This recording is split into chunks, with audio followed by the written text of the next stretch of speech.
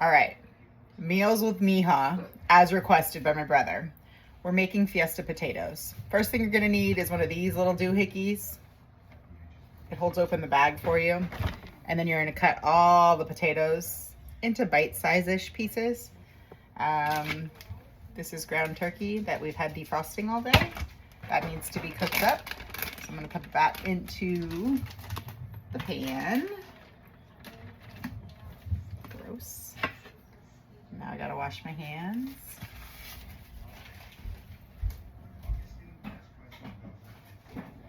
And throw away the bag. Bags away. Hands being washed.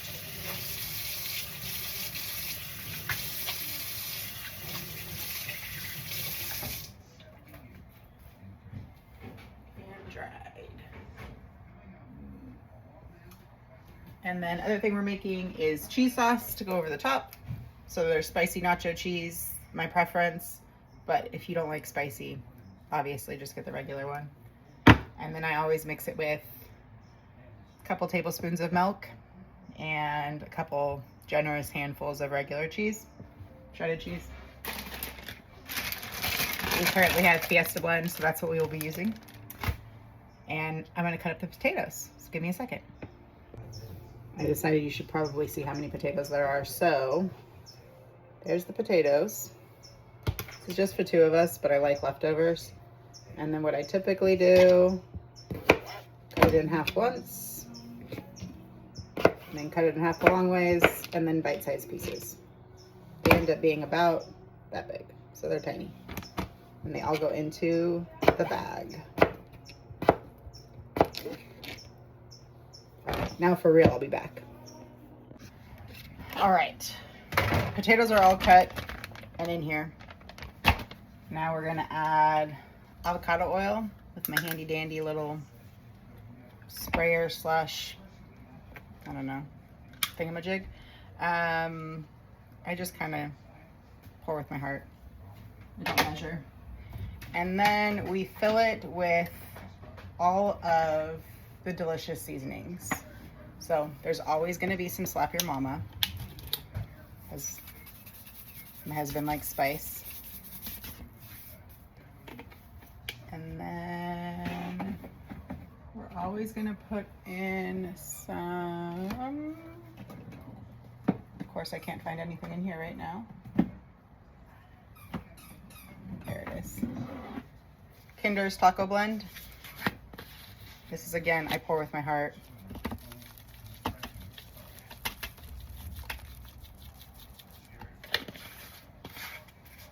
I've found that you can't really over-season, but you can certainly under-season. We're gonna put in some Dano's Chipotle.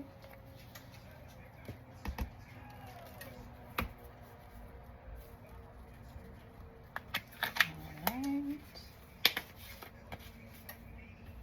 Some roasted garlic and herb is going in next. And the one I'm looking for is minced onions, and I can't find it. Give me a second. Found it. Except for it's chopped onions. Chopped, minced.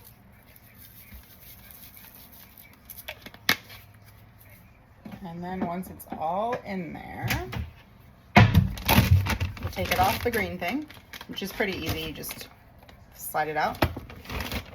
Zip it shut, and then it's like shake and bake.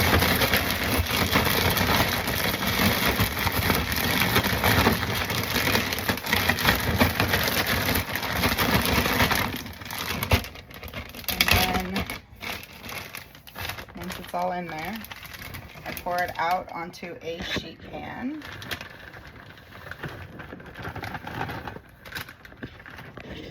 And then make it all go flat, or flatter, doesn't have to be perfect.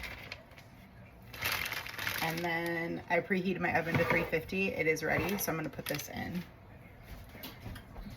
And then I'm gonna throw my bag away.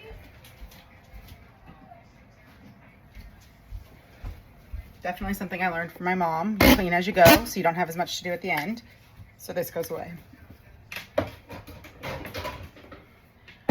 while that was all going, you're just gonna have to see my entire kitchen mess. We have been cooking the meat. And that was my dog. That is Hawkins, making his presence known. All right, this is still cooking. Let me get my mince or my chopper. Or I'm using all the wrong words. This thing, I don't know, chops up the meat.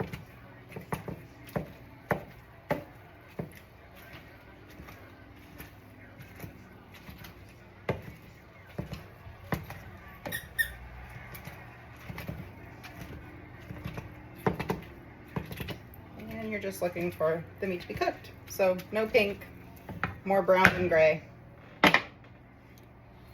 While that cooks, I'm gonna open my spicy cheddar cheese and empty it into a saucepan.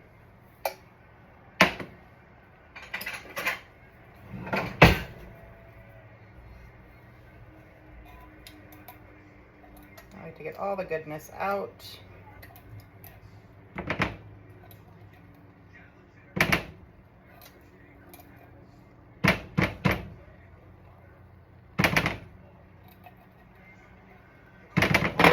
And then because our recycling doesn't like us, we have to clean it out.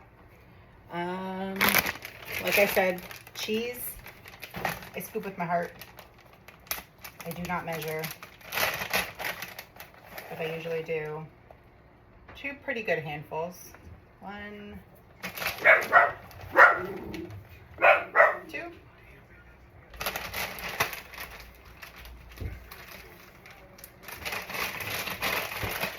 And then for milk,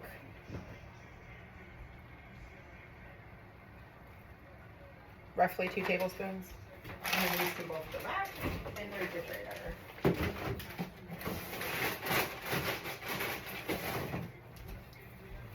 Alright, turn that on. This one I usually turn to medium, low, medium, medium, low, while it gets warm.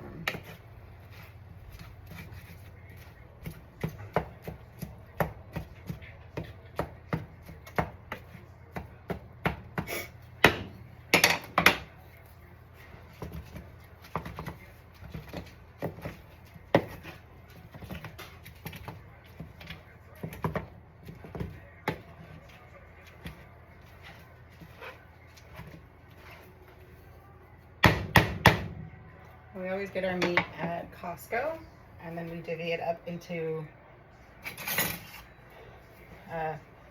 double servings. So what myself and my husband will eat.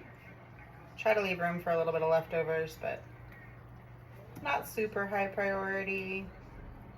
This is a crowd favorite, so we will probably both go back for seconds, and there probably won't be a whole lot left over.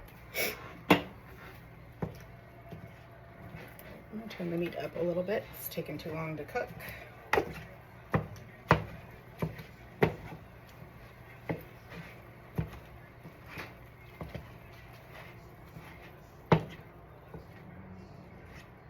And then once the potatoes come out,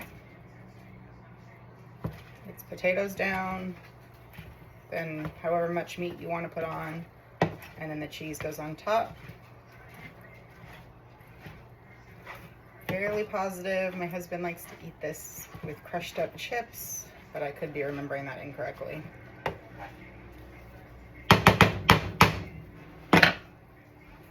Meat's almost done.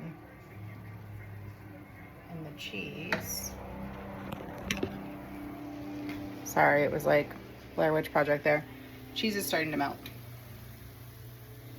So we just wait till all of those little strings have melted. Hopefully you could see that. If you couldn't, sorry. All right.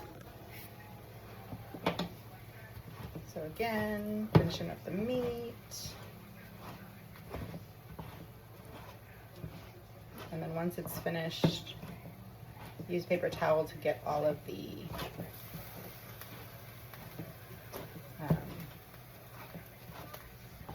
grease out.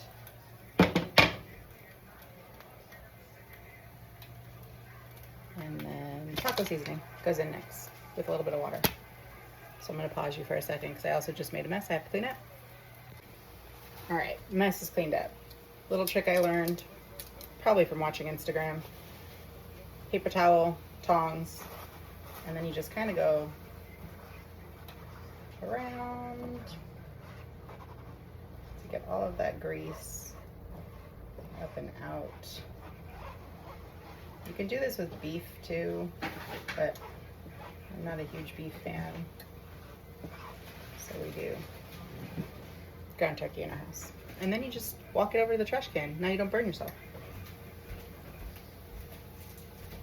So that's done. Put a little bit of water in this. And then open your taco seasoning.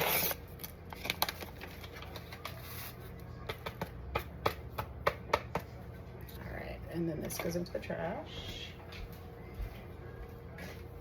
Good job cleaning, Hawkins. Mommy made a mess, huh? I only use this to cook the meat. Once I put the taco seasoning in, I can go in the sink. And then it doesn't really matter what you use, but I'm a fan of my wooden utensils. Just mixing it around to make sure the taco seasoning gets a little bit on all of the meat.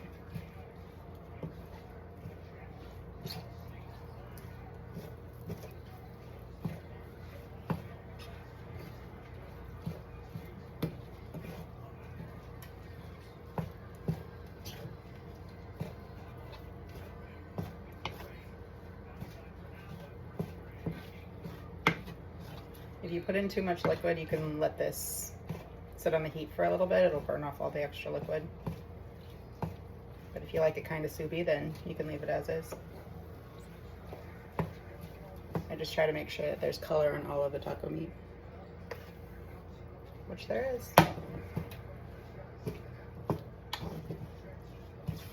going to turn that down to low so it can still stay warm. Stir up my cheese. And if you don't use a spicy cheese, you can use Rotel and add in some extra veggies that way. Or you can use some diced green chilies. So those are also other options.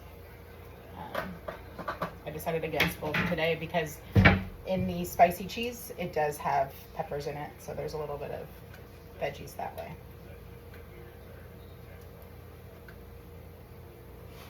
And now you can see, hopefully, if I don't spill, that the cheese, you can't really see the strings. You can see the mess in the rest of my kitchen, but you can't see the strings. That's what I'm trying to show you.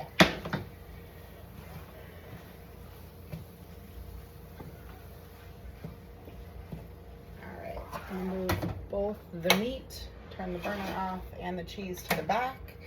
And now we're gonna wait for the potatoes to be done. Usually try to cook them between 20 and 25 minutes, but you can take them out, do a quick taste test, and put them back in if you need to. And I do like to make sure that I have something ready to go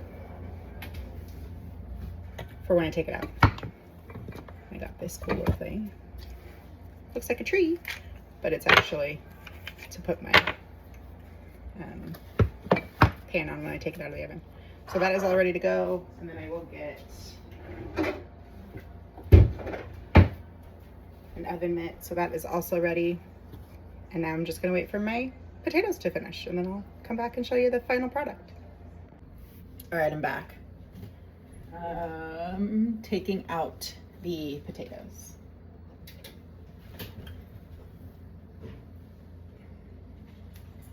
I usually make my husband do this. It's the steamed eyes. Spatula.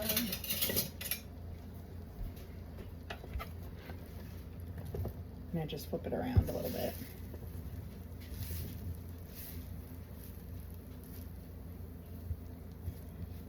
And I said you can do a taste test. They're done. All right, use these bigger bowls potatoes down first.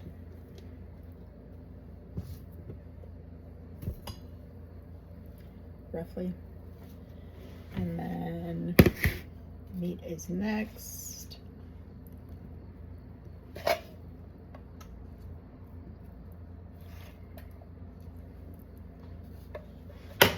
Don't forget to turn off your oven because I always forget that part. Meat's on it now. And then last but certainly not least, we do the cheese.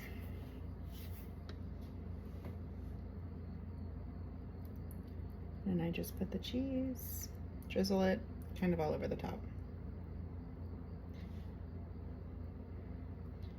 If you're a fan of green onions, you put green onions on the top. You could put fresh cheese on top if you want to do that. Really, you can do whatever you want, but that's what it looks like.